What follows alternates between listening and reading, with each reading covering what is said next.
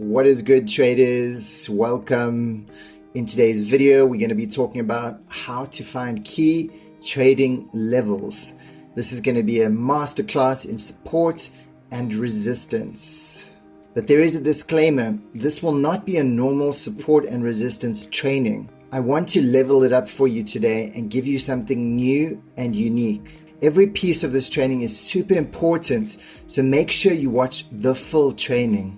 What you will learn in this training today: how to find support and resistance levels, how to find volume profile levels, how to find Fibonacci golden levels, and how to find high probability levels, how to trade these levels successfully. And there is a bonus when you stay till the end. I'm going to be teaching you a key level trading strategy. These are the steps I'm going to be covering. Super simple and easy. Step 1, mark out all levels. Step 2, mark out key levels. And step 3, the trading strategy. Support and resistance is one of the most important things you must master when trading. And 99% of people get it wrong.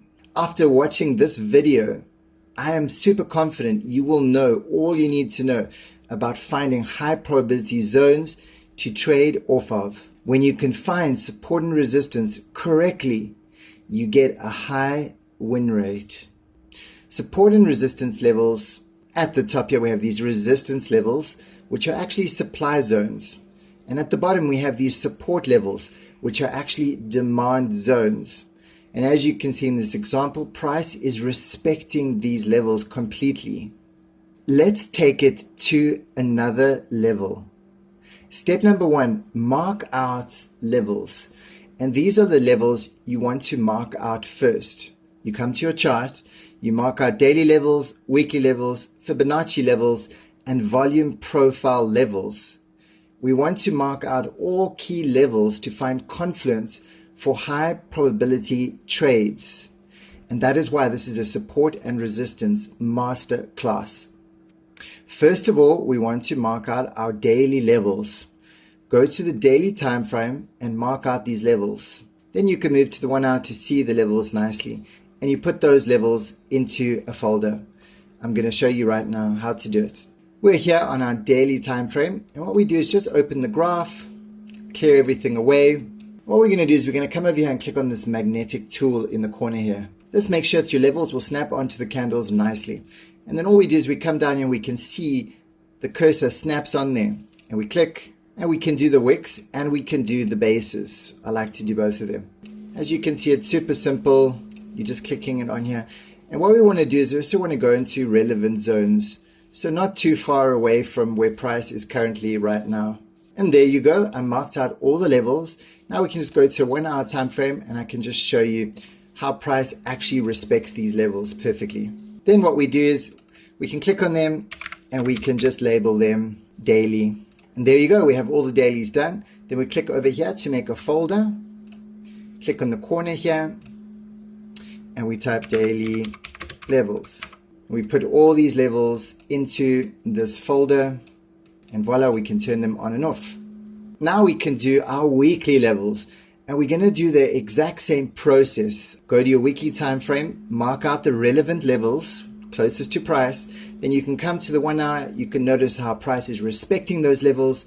Label all of them weekly, create a folder, and then you can hide that folder. Then we come to the high time frame Fibonacci levels. Let me show you how we do those. I like to do it on the 1 hour time frame. And all we're going to do is we're going to pull a fib from top to bottom and from bottom to top. So from the highest to lowest swings, so you'll see from up here, this is a high swing, to this here, which is a low swing. And we don't want to go too far. We want to stay quite relevant to price. We have our higher time frame Fibonacci's marked out. And as you can see, look how price is respecting these levels. It's actually amazing how it works. Now it's time to do the lower time frame Fib levels. And we can start at 24 minutes or 12 minutes for those. So I'm coming on to a 12 minute for this. And we do the exact same process. We're just doing it on the smaller swings. And there you go. We have our fibs done. Then what we're going to do is create a folder, label it fibs, and you can put all your fibs in this folder, hide it, and then they all hide. Now what we want to do is we want to mark out the volume profile levels. We want to look at the 1 hour, 24 minute, or 12 minute for the overall structure. And we're looking for ranging markets. Here's an example. Ranging markets are happening most of the time. Therefore, this is an excellent tool to use. As you can see, ranging. Price generally ranges and makes a move. Ranges, makes a move. But 70% of the time it is ranging, and only 30% it is trending. What we want to do is we want to pull the volume profile from the start of the range to the middle or the end of the range. And you can see we've got these levels over here. How this volume profile actually works. When you pull it, it gives you these 3 levels. It gives you the value area high, the value area low, and the point of control. The point of control here is the highest volume node area. You can see this is where the most trades have occurred. This area within this region is called the fair value.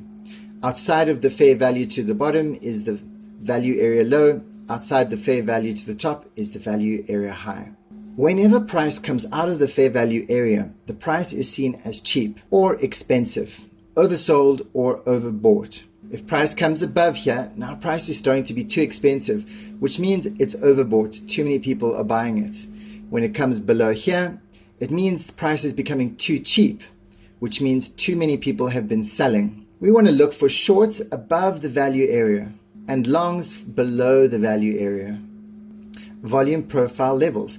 So we want to pull our volume profile and mark out the levels. Mark out the value area high, mark out the point of control, and mark out the value area low. These are extremely reliable support and resistance levels. Once we mark them out, put them in a folder. Step number 2, now we want to mark out the key levels of confluence. Whenever we see multiple of these levels overlap each other, it is a sign to us that there is a strong confluence level. These are levels where we want to get interested in taking trades from. We want to always buy low, sell high, and sell high and buy low. The key is to find overlapping levels. So now we activate all our levels that we put in folders. We activate the weeklies, the dailies, the fibs, and the volume profile levels. And you can see it places all these levels in the chart. Then we want to find out the areas where most of the levels are overlapping. As you can see in this area, we have a daily level, a weekly level, a value area high, and a golden 618 level, all coinciding. At this point, we got the point of control, our daily, and our 618. And over here, we got daily, weekly, and our Fibonacci 618. We mark out these zones. We take all the other levels off the chart and only leave the most significant levels, which we call key confluence levels. Now these are like the master support and resistance levels, where price has a very high probability of respecting and reversing. They become prime entry zones. Now we get into the key level trading strategy. Once we have key levels marked out on our chart, we wait for price to come to these zones to look for entries. Very important. If price does not come to one of these levels, we are not going to take a trade. When price comes to one of these zones, how do we get our sniper entries? Well, today I'm going to show you guys 2 different ways. The first one is we look for divergences, or number 2, we look for chalk, which is the change of character. In order to find divergences, I use an indicator called Market Cipher, which helps you easily find these divergences. There is also a free version called Wu Manchu Divergences. If you look in your indicator menu, you'll find it there. What is a divergence? It is when price and momentum waves are doing the opposite. So there's a discrepancy between price and momentum.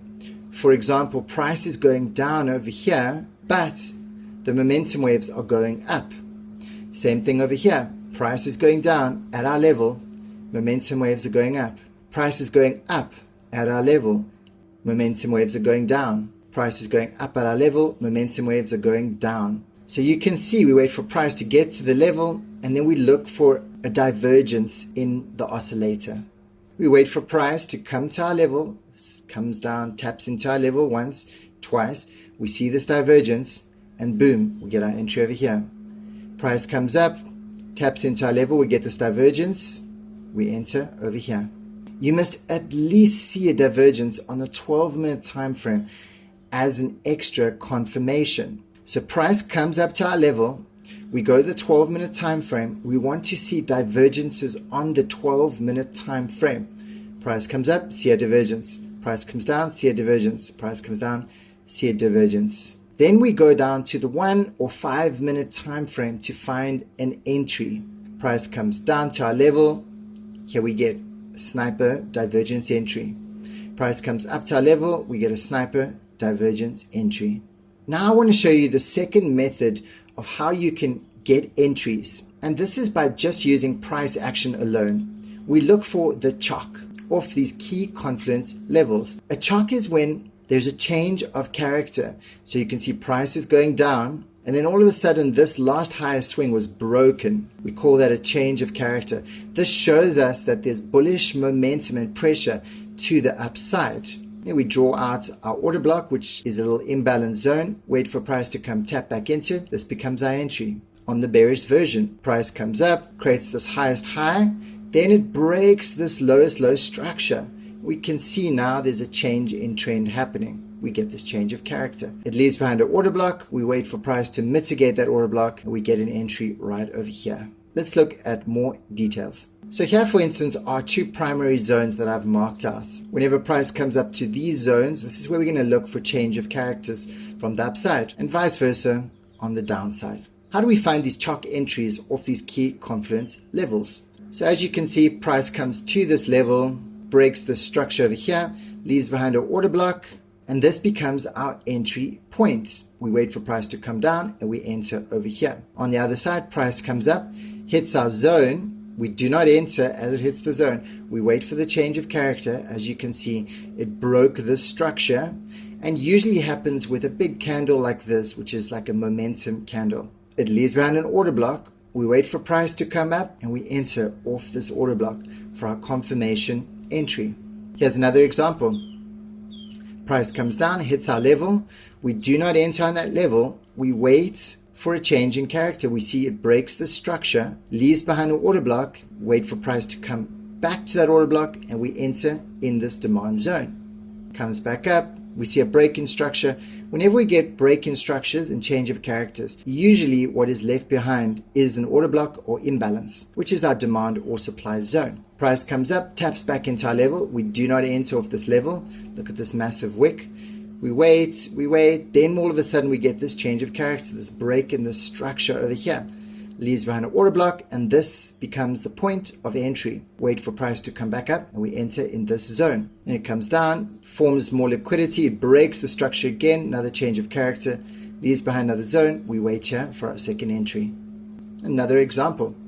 So price is hitting our zone, hitting our zone, hitting our zone, and you can see it's respecting this level over here. We could enter here, but it's more risky, so we wait for price to break structure and give us a change of character, which happens over here. Leaves behind an order block. We wait patiently for it to tap into our order block, and this becomes our entry. Price comes down, breaks structure again, leaves behind another order block. This can be our second entry. Breaks structure again, leaves behind an order block. This can become our third entry. So are you starting to see how easy this process is? I prefer to use divergence entries. I find it much easier, and I find that you can get into trades at better positions. But if you don't want to use this oscillator, then definitely stick to this chalk strategy, which is all about looking for those change in structures. Breaks structure, leaves behind the order block, and you wait to enter when it mitigates that order block. All right, guys, take this strategy to heart. Happy trading. I would love to know all about your results. Have a great day.